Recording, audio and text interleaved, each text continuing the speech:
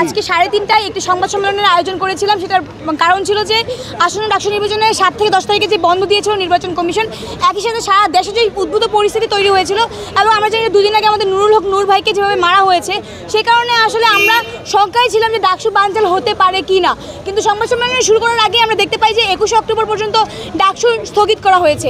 আমি একজন প্রার্থী হিসেবে নির্বাচন কমিশনকে প্রশ্ন করতে চাই যে হাইকোর্ট একজন প্রার্থীর মনোনয়ন বাতিল করতে পারে, স্থগিত করতে পারে, কিন্তু রিটের পরিপ্রেক্ষিতে। কিন্তু আপনি একটু আগে ব্রিফ করলেন, এরকম কোনো সংকেত আমরা দেখতে পাইনি যে নির্বাচন বাতিল হবে।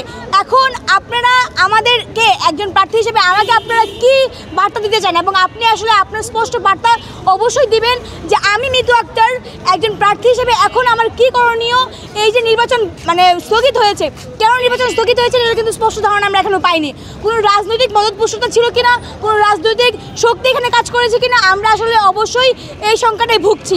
আমাদেরকে স্পষ্ট বার্তা অতি দ্রুত দিতে হবে এবং আমরা চাই, আমরা যারা প্রার্থী ধরে কষ্ট করে আসছি, জুলাই গণঅভ্যুত্থানের পরে সেই ডিসেম্বর মাসে ডাকসু হওয়ার কথা ছিল, সেটা আস্তে আস্তে পিছিয়ে সেপ্টেম্বর মাস করা হলো, সেটা এখনও কেন আসলে হয়ে ওঠেনি এবং এটা হয়ে ওঠার পরে কেন এখনও ডাকসু স্থগিত করা হয়েছে।